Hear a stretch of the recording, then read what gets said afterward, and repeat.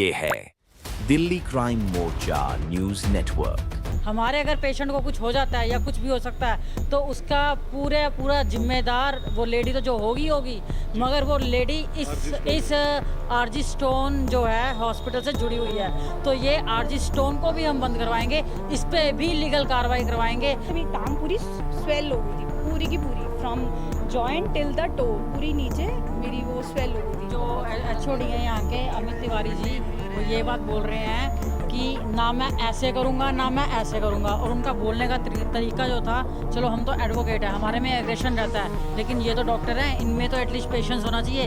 Patience level 0, ठीक है, सब कुछ 0। जो क्लोट्स थे अगर वो आपके शरीर के किसी और हिस्से में चले जाते हैं, हाँ, तो बच ही नहीं सकते, वो तो एंड है ना, देन वो तो तुम विद इन सेकेंड्स का डेथ भी हो सकती है। हाँ, विद इन सेकेंड्स। हम कार्रवाई ये चाहते हैं कि जो हमारे पेशेंट के साथ हुआ है ये किसी और के साथ ना हो।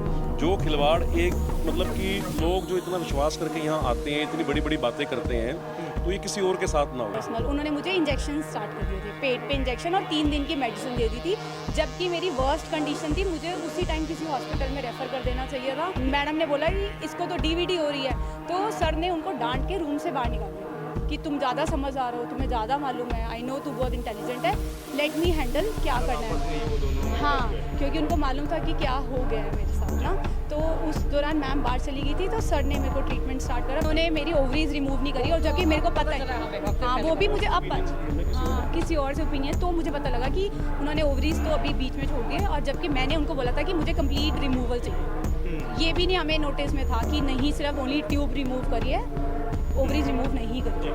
जिस डॉक्टर ने ऑपरेट किया हम उसके पास चले गए थे, उसने हमें प्राइवेट बुलाया, जबकि उसे यहाँ बुलाना चाहिए था। तो उसकी रिस्पॉन्सिबिलिटी बनती थी कि वो यहाँ बताती कि हमारे पेशेंट का ऐसे हुआ है।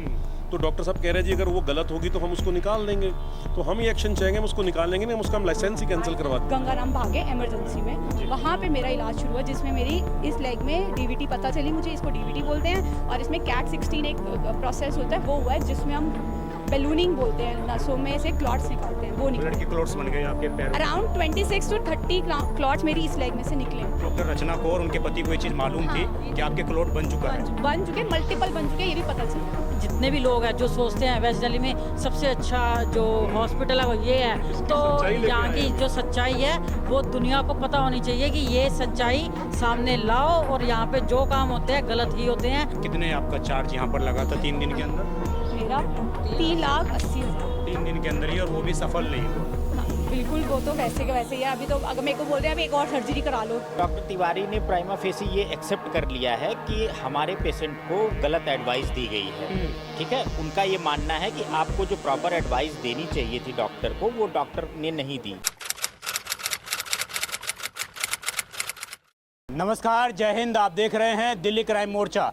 राजधानी दिल्ली में कई बार हम आपको बताते रहते हैं कि किस प्रकार कुछ प्राइवेट हॉस्पिटलों के माध्यम से गलत इलाज लोगों को प्रोवाइड करी जाती है। मैं जिस जगह अभी मौजूद हूँ ये राजौरी गार्डन का क्षेत्र पड़ जाता है, और आपको मैं दिखाऊंगा, ये आप देखेंगे RG स्टोन जो हॉस्पिटल है ये मौजूद है, और इस हॉस्पिटल का दावा है कि पिछले 40 साल से ये मरीजों की सेवा कर रहे हैं। आज जो मैं आपको मामला बताने वाला हूँ, इनका जो भरोसा है 40 साल का, उसकी पोल खोलती रिपोर्ट आपके सामने हम पेश करने वाले हैं। आप समझिए, एक पेशेंट इनके पास भरोसा करके आती है कि उनका इलाज सही तरीके से किया जाएगा, परंतु स्थिति इस तरीके से बना दी जाती है कि वो पेशेंट मरने से बचती हैं। आपको जानकर हैरानी होगी कि जो हॉस्पिटल जिस हॉस्पिटल के अंदर डॉक्टर काम कर रहे हैं, वो डॉक्टर प्राइवेट क्लिनिक में यहाँ के पेशेंट को बुलाकर अपने तरीके से इलाज कर रहे हैं, जबकि वो उस चीज़ के डॉक्टर भी नहीं हैं। पूरा मामला क्या है, मैं उन महिला से जुड़ता हूँ, जानता हूँ, और कैसे इनको लगभग 4 लाख रुपए की चपत इस हॉस्पिटल ने महज 3 दिन के अंदर लगा दी। आप समझिए, जो पेशेंट ये विश्वास कर प्राइवेट हॉस्पिटल में या किसी भी डॉक्टर के पास जाता है कि वो भगवान स्वरूप उसकी मदद करेगा, उसकी सहायता करेगा, लेकिन अचानक जब उसको पता लगे कि वो डॉक्टर उसकी जान लेने में तुला हुआ था, तो आपको जानकर हैरानी होगी कि लगभग इस पेशेंट के 8 से 10 लाख रुपए खर्च हो गए, और अभी भी उन्हें भरोसा नहीं है कि वो सुरक्षित जीवन जी पाएंगी। आइए मैं जरा बात करता हूँ इनसे, क्या पूरा मामला है और कैसे इनका जो है ऑपरेशन गलत तरीके से, तमाम ट्रीटमेंट गलत तरीके से की गई। हॉस्पिटल के पास कोई कठोर जवाब नहीं है। आज तमाम जो एडवोकेट्स हैं वो यहाँ पर आए हुए हैं, और इन सभी का ये कहना है कि अगर ये हॉस्पिटल माफ़ी नहीं मांगता है, पेशेंट की ज़िंदगी को जो खतरा है, अगर उसके लिए जिम्मेदार जो डॉक्टर है उनको सस्पेंड नहीं करता है, तो ये पूरा मामला कोर्ट में भी लेकर जाने वाले हैं और इस हॉस्पिटल के खिलाफ कानूनी कार्रवाई भी करने वाले हैं।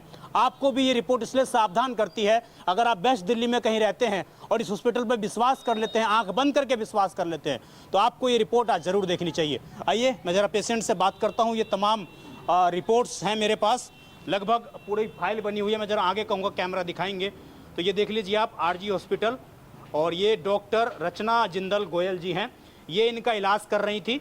गायनोलॉजिस्ट हैं ये, महिला की विशेषज्ञ हैं ये, और ये इनकी पूरी जो है फाइल है। इस फाइल में सारे सबूत दर्ज हैं कि किस प्रकार इनके साथ धोखेबाजी, मैं इस तरह के शब्दों का इस्तेमाल इसलिए कर रहा हूँ क्योंकि इन महिला को लगभग 3 महीने तक बेवकूफ़ बनाया गया। इनको ये कहा गया कि हम आपका सही इलाज कर रहे हैं, लेकिन जब पता लगा कि इनके साथ बहुत बड़ी धोखेबाजी की जा रही है, इनको मारने की साजिश चल रही थी।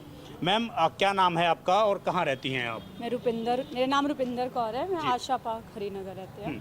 यहाँ पर कैसे आई आप, किस दिन आई थी यहाँ पर आप? मैं यहाँ पे अपना यूट्रस रिमूव की सर्जरी कराने के लिए आई थी।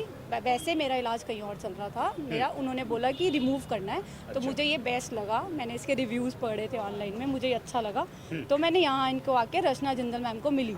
पहले मैं सिर्फ आके मिली थी कि मैम मेरे को ये प्रॉब्लम आ रही है, तो उन्होंने मेरी पुरानी रिपोर्ट्स देखी सारी, मेरी अल्ट्रासाउंड्स देखे, तो उन्होंने बोला हाँ प्रोसीजर तो यही है कि you have to go for removal, remove करना है। तो उन्होंने मुझे डेट दे दी कि आप पहले डीएनसी करा लो, तो उन्होंने 13 जनवरी को हम मेरी डीएनसी करी। पहले जनवरी में कौन से मंथ में यहाँ डॉक्टर के पास मिलने गए?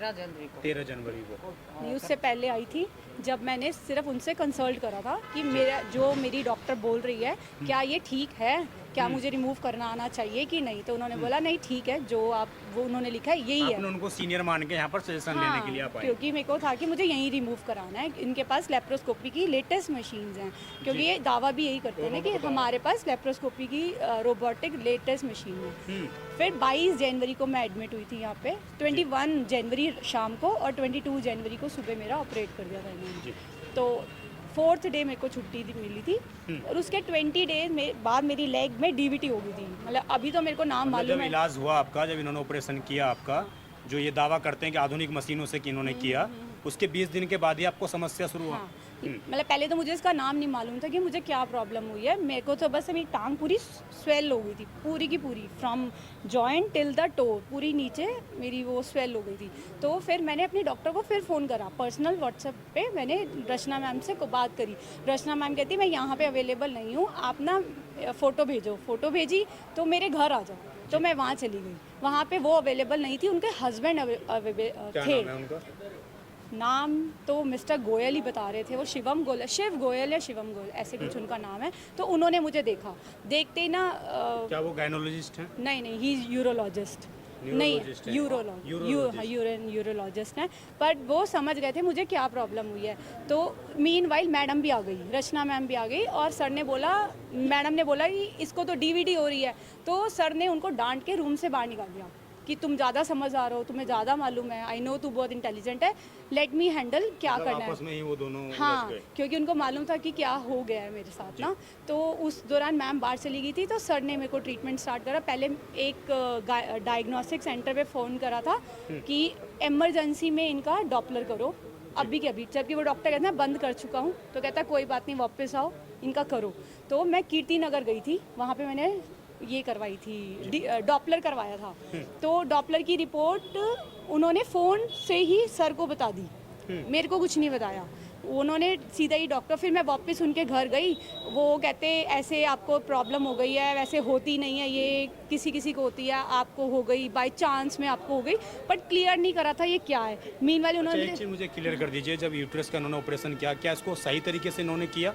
क्योंकि आपने ये भी बताया कि इन्होंने ऊपर से चीज़ें इलाज, इन्होंने मेरी ओवरीज रिमूव नहीं करी, और जबकि मेरे को पता है, हाँ वो भी मुझे अब किसी और से ओपिनियन, तो मुझे पता लगा कि उन्होंने ओवरीज तो अभी बीच में छोड़ दिए, और जबकि मैंने उनको बोला था कि मुझे कंप्लीट रिमूवल चाहिए। ये भी नहीं हमें नोटिस में था कि नहीं सिर्फ ओनली ट्यूब रिमूव करिए, ओवरीज रिमूव नहीं करी। जब यहाँ पर आप पर्सनल इनके पास पहुँची तो इन्होंने किस तरह की ट्रीटमेंट शुरू की? उनके घर में पहुंची थी पर्सनल। उन्होंने मुझे इंजेक्शन स्टार्ट कर दिए थे, पेट पे इंजेक्शन और 3 दिन की मेडिसिन दे दी थी। जबकि मेरी वर्स्ट कंडीशन थी, मुझे उसी टाइम किसी हॉस्पिटल में रेफ़र कर देना चाहिए था और मेरा हाथों हाथ ऑपरेट होना चाहिए। जबकि क्या उनको 3 दिन तुम्हारे क्रिटिकल है, 5 days, next 5 days are very critical, take care of yourself. कि मतलब अपने आप ख्याल रखो, आप हमारी तरफ से कोई लेना देना। हाँ, बस ये दवाई खा लेना, ये इंजेक्शन घर पे भी लगवा लेना। एक सुबह लगवाना, एक शाम को लगवाना, बस 3 दिन बाद। हाँ, 3 दिन बाद आना और बताना कि क्या हुआ है। फिर मैंने डॉक्टर डायग्नोस्टिक वाले को बोला मुझे रिटर्न रिपोर्ट चाहिए, तो पहले तो उसने मना कर दिया, फिर कुछ हमारे बोलने पे उसने मुझे रिटर्न रिपोर्ट दी। तीसरे दिन मिली, तब मैंने दूसरे डॉक्टर्स को भेजी, तो उन्होंने तो बोल दिया कि आप बहुत क्रिटिकल कंडीशन में हो, कुछ भी हो सकता है, तो इमरजेंसी आप कहीं जाओ। फिर हमने गंगाराम भागे इमरजेंसी में, वहाँ पे मेरा इलाज शुरू हुआ, जिसमें मेरी इस लेग में डीवीटी पता चली मुझे, इसको डीवीटी बोलते हैं, और इसमें कैट 16 एक प्रोसेस होता है, वो हुआ है, जिसमें हम बैलूनिंग बोलते हैं, नसों में से क्लॉट्स निकालते हैं, वो ब्लड के क्लॉट्स बन गए आपके पैरों। अराउंड 26 to 30 क्लॉट्स मेरी इस लेग में से निकले हैं। स्टिल मेरे फिल्टर डाला हुआ है कि जो बचे हुए क्लॉट्स हैं मेरी लंग्स पे ना आ जाए, वो 3 महीने बाद वो मुझे वो जो क्लॉट्स थे, अगर वो आपके शरीर के किसी और हिस्से में चले जाते, हाँ, तो बच ही नहीं सकते, वो तो एंड है ना, देन वो तो तुम विद इन सेकेंड्स का डेथ भी हो सकती है। हाँ, विद इन सेकेंड्स, वो तो तुम है ही नहीं, उसका कोई इलाज ही नहीं। और ये डॉक्टर रचना को और उनके पति को ये चीज़ मालूम थी कि आपके क्लॉट बन चुका है। बन चुके, मल्टीपल बन चुके, ये भी पता चल गया था कि मल्टीपल बन चुके, एक भी नहीं। तो ये जानबूझकर सोच रहे थे कि कैसे पेशेंट, हम नहीं, शायद वो अपने में से हटाना चाहते थे कि मेरे हमारे सिर पे ना आए कोई ऐसी कोई बात। मे बी वो अपने सोच रहे थे अपने आप ये कहीं और चले जाएंगे, आई डोंट नो। कितने आपका चार्ज यहाँ पर लगा था 3 दिन के अंदर? मेरा 3,80,000 3 दिन के अंदर ही, और वो भी सफल नहीं हुआ। हाँ, बिल्कुल, वो तो वैसे के वैसे ही है। अभी तो अगर मेरे को बोल रहे हैं अब एक और सर्जरी करा लो, उसकी ओवरीज रिमूव की, मैं दिखा दूंगा। ये क्लॉट्स है। हाँ, अभी गंगाराम हॉस्पिटल में जब आप गई, वहाँ पे इलाज हुआ, उन डॉक्टर ने क्या आपको सजेस्ट किया, क्या बताया कि ये सारा इलाज आपका फर्जी तरीके से हुआ है? उन्होंने यही बोला कि आपकी ये प्रॉब्लम ऑपरेशन के दौरान ही, जब नसें वापस हम ज्वाइन करते हैं, जो उनकी लैंग्वेज आई डोंट नो, तभी क्लॉट कहीं नीचे गिर गया।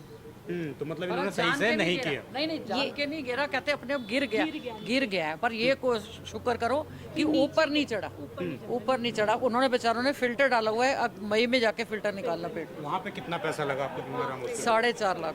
4.5 लाख, यानी कि 10 लाख रुपए आपके, जो चीज़ें 3 लाख में हो जानी थी, उसके लिए 10 लाख रुपए लग गए आपके। और मैं पागलों की तरह देखो, सर्जरी बोल दी है कि एक और सर्जरी होगी जिसमें ओवरीज रिमूव करा लो। ऐसे तुम एक बॉडी को कैसे बोल सकते हो कि हाँ जी एक दो सर्जरी होगी, मैं कैसे 3rd सर्जरी की तरफ जा सकती हूँ? अब तो है कि मेरे पे तलवार लटकी है कि कभी भी ओवरीज में कुछ भी हो सकता है, कैंसर भी बन सकता है। इनके कारण ही हुआ है, नेचुरली इनके कारण ही हुआ है। यही है, फिर बेटे क्या करे फिर? क्या कार्रवाई चाहती हैं माँ जी आप? किस तरह की कार्रवाई चाहती हैं? कि किसी और के साथ ऐसा ये ना करें। और देखो ब्लड चढ़ा है, ब्लड अभी भी इसमें हिम्मत नहीं है। अभी मेरा जैसे पैर ना नीचे से दर्द होता है, ये वाला पैर है, तो ज़्यादा देर खड़ी नहीं रह सकती, काम नहीं कर सकती। मतलब जितना उन्होंने बोला कि जे टांग बियर कर सकती है उतना ही काम करना है, उसके बाद बैठ जाओ। जैसे मेरा पैर का अभी इस टाइम पैर के नीचे। किस तरह की कार्रवाई चाहती हैं आप? कार्रवाई चाहते हैं सर, हम कार्रवाई ये चाहते हैं, मैं इनका ब्रदर इन लॉ हूँ, मैं वैसे एडवोकेट हूँ दिल्ली हाई कोर्ट से, और मेरे साथी हैं अंकित जी हैं, बाबरा जी हैं, ये नितिन नायक जी सुप्रीम कोर्ट से हैं, और भी मेरे कई साथी हैं जो अधिवक्ता साथ आ रखे हैं दिल्ली हाई कोर्ट से। तो हम कार्रवाई ये चाहते हैं कि जो हमारे पेशेंट के साथ हुआ है ये किसी और के साथ ना हो। जो खिलवाड़ एक मतलब कि लोग जो इतना विश्वास करके यहाँ आते हैं, इतनी बड़ी बड़ी बातें करते हैं, तो ये किसी और के साथ ना हो, कि इनके पास कोई चीज़ ही नहीं है कुछ करने की, आगे जवाब देने के लिए पैसे इतना कि मतलब कोई गरीब आदमी इतना करता है, मिडिल क्लास इतना कर नहीं सकता, और जो आता है वो भी सेटिस्फाइड नहीं होके जा रहा। अभी आप लोगों ने एमएस से बात करी, क्या बोला उन्होंने, क्या बताया? एमएस साहब ने हमें ये बोला कि मेरे पास इस बात का कोई जवाब नहीं है, डॉक्टर आने रहे जिसने ऑपरेट किया, तो हमें कहते हैं आप हमारे पास क्यों नहीं आए? मतलब हमें अस्पताल का बिल चला गया, सब कुछ चला गया, इनको मालूम ही नहीं हुआ कि क्या चल रहा है हॉस्पिटल में। डॉक्टर साहब कह रहे हैं, जो सीनियर एचओडी थे नीचे अमित तिवारी जी, वो कह रहे हैं आप हमारे पास पहले क्यों नहीं आए? हमने कहा हमारा पेशेंट यहाँ चलने की कंडीशन में हुआ है, और उसके बाद जिस डॉक्टर ने ऑपरेट किया हम उसके पास चले गए थे, उसने हमें प्राइवेट बुलाया, जबकि उसे यहाँ बुलाना चाहिए था। तो उसकी रिस्पॉन्सिबिलिटी बनती थी कि वो यहाँ बताती कि हमारे पेशेंट का ऐसे हुआ है। तो डॉक्टर साहब कह रहे हैं जी अगर वो गलत होगी तो हम उसको निकाल देंगे।